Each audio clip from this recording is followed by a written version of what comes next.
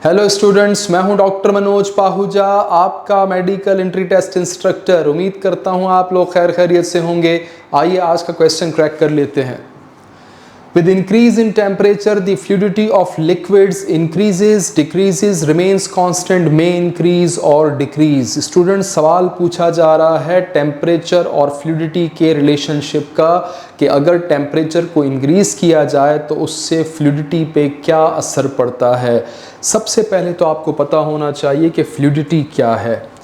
याद रखिएगा students, fluidity है एबिलिटी टू फ्लो, और ये टर्म जो फ्लूइडिटी की है ये अप्लाई की जाती है फ्लूइड्स के ऊपर, और फ्लूइड्स में गैसेस भी आती हैं और लिक्विड्स भी आते हैं। याद रखिएगा, फ्लूइडिटी की टर्म गैसेस और लिक्विड्स दोनों के लिए इस्तेमाल की जाती है।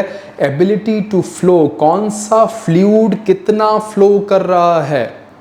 मिसाल के तौर पे अगर हम लिक्विड्स की बात करें तो लिक्विड्स में पानी की जो फ्लोइंग एबिलिटी है वो बहुत अच्छी है, उसकी फ्लूइडिटी हाई है। लेकिन अगर हम हनी की बात करें तो हनी इतना अच्छा फ्लो नहीं करता, उसकी फ्लूइडिटी लो है एज कंपेयर टू वाटर। अगर हम कोल टार की बात करें तो वो बहुत ही थिक लिक्विड है, उसकी फ्लूइडिटी हनी से भी कम है।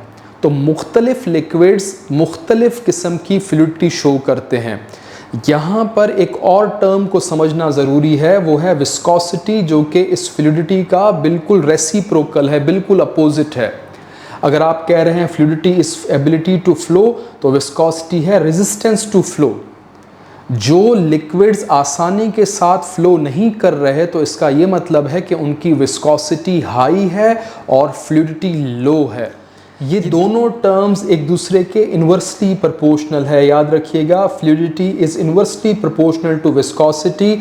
अगर विस्कोसिटी हाई है किसी लिक्विड की तो इसका ये मतलब है कि रुकावट ज़्यादा है, और रुकावट ज़्यादा है तो फ्लूइडिटी कम होगी। दोनों टर्म्स एक दूसरे के रेसिप्रोकल हैं, एक दूसरे के इन्वर्सली प्रोपोर्शनल हैं। अब आते हैं अपने क्वेश्चन की तरफ। क्वेश्चन में ख़ास तौर पे आपकी नज़र यहाँ पर होनी चाहिए कि लिक्विड्स की बात हो रही है, क्योंकि मैंने आपको थोड़ी देर पहले ही बताया कि फ्लूइडिटी की जो टर्म है ये गैसेस पे भी अप्लाई की जा सकती है और लिक्विड्स पे भी अप्लाई की जा सकती है।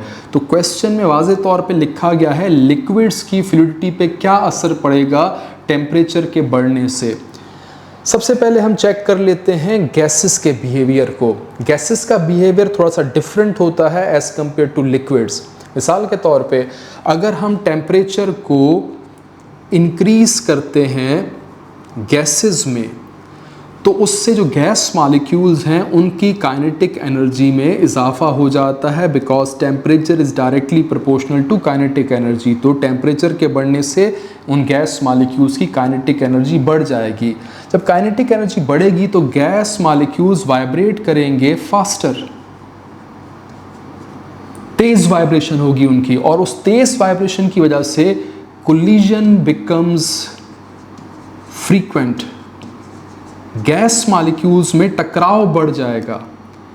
टकराव बढ़ने का मतलब है विस्कोसिटी बढ़ जाएगी, और अगर विस्कोसिटी बढ़ गई, अभी अभी हमने पढ़ा, विस्कोसिटी अगर बढ़ेगी तो फ्लूइडिटी कम हो जाएगी। तो कीप इन माइंड, अगर आपके पास क्वेश्चन में गैसेस लिखा होता तो टेम्परेचर के बढ़ने से फ्लूइडिटी में कमी आती। इस लॉजिक के हिसाब से कोलिजन यानी टकराव अगर बढ़ेगा तो टकराव के बढ़ने से रुकावट ज़्यादा हो जाएगी, विस्कोसिटी बढ़ जाएगी, और विस्कोसिटी बढ़ने का मतलब फ्लूइडिटी डिक्रीज हो रही है। अपोजिट बात कर लें कि अगर टेम्परेचर कम किया जाए गैस का तो उससे गैस मॉलिक्यूल्स की काइनेटिक एनर्जी कम हो जाएगी, गैस मॉलिक्यूल्स वाइब्रेट करेंगे स्लोली, क्योंकि काइनेटिक एनर्जी कम हो चुकी है, इसलिए कोलिजन बिकम्स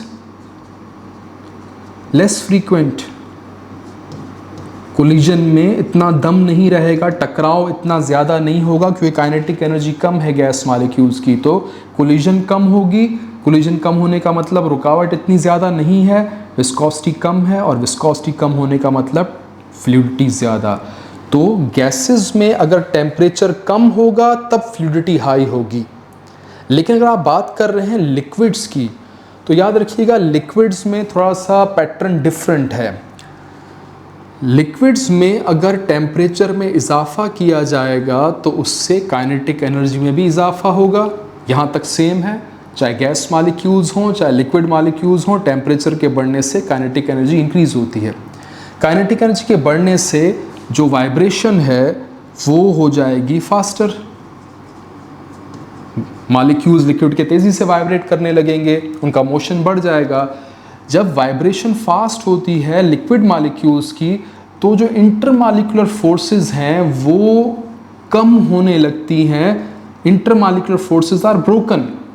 जैसे तेज वाइब्रेशन होगी लिक्विड मॉलिक्यूल्स में, उनमें जो इंटरमॉलिक्यूलर फोर्सेस उन मॉलिक्यूल्स को होल्ड कर रही हैं वो डिक्रीज होना शुरू हो जाएंगी, वो फोर्सेस ब्रेक होना शुरू हो जाएंगी। और अगर इंटरमॉलिक्यूलर फोर्सेस ब्रेक होंगी तो इसका मतलब ये है कि रुकावट कम हो रही है, विस्कोसिटी कम हो रही है और फ्लूइडिटी जो है वो इंक्रीज हो जाएगी। मॉलिक्यूल्स को होल्ड करने वाली फोर्स का नाम इंटरमॉलिक्यूलर फोर्स। अगर किसी भी फैक्टर ने इस इंटरमॉलिक्यूलर फोर्स को कम कर दिया तो इसका मतलब यह है कि मॉलिक्यूल्स को आज़ादी मिल गई है मूव करने की और विस्कोसिटी कम हो रही है, जिससे फ्लूइडिटी बढ़ रही है। तो लिक्विड मॉलिक्यूल्स में टेम्परेचर के बढ़ने से फ्लूइडिटी जो है वो इंक्रीज होती है, बिकॉज इंटरमॉलिक्यूलर फोर्सेस जो हैं वो ब्रेक होती हैं। अपोजिट एक्सट्रीम पे आ जाएं, अगर टेम्परेचर कम हो रहा है तो काइनेटिक एनर्जी कम हो रही है, वाइब्रेशन स्लो होती जा रही हैं। स्लो वाइब्रेशन का मतलब इंटरमॉलिक्यूलर फोर्सेस पे इतना कोई असर नहीं पड़ रहा, दे आर नॉट ब्रोकन। और अगर इंटरमॉलिक्यूलर फोर्सेस ब्रेक नहीं हो रही हैं तो इसका मतलब मॉलिक्यूल्स पे पाबंदी है, उनको जकड़ा हुआ है, उनको आज़ाद नहीं रखा गया। विस्कोसिटी हाई है, जिसका ये मतलब है कि वो आराम से फ्लो नहीं करेंगे, फ्लूइडिटी कम होगी। यहाँ लिक्विड्स में टेम्परेचर के बढ़ने से फ्लूइडिटी इंक्रीज होती है, जबकि टेम्परेचर कम होने से फ्लूइडिटी डिक्रीज होती है।